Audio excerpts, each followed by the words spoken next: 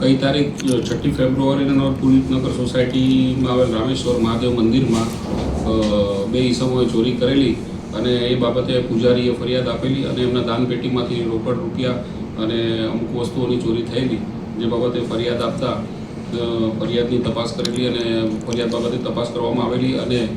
ઉપરોક્ત સીસીટીવીના આધારે બે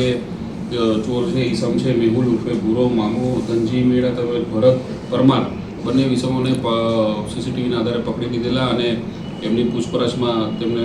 ગુનો કબેલો અને મુદ્દામાલ પણ રિકવર કરવામાં આવે છે. ટોટલ મુદ્દામાલ 53,515 રૂપિયાનો રિકવર કરવામાં આવે છે, જેમાં ચલણી નોટો તેમજ અન્ય વસ્તુઓ સામેલ છે. હાલ તપાસ ચાલુ છે. સાહેબ, ગુનાહિત ઇતિહાસ આમનો મેહુલ ઉર્ફે મામાનો ધનજી નો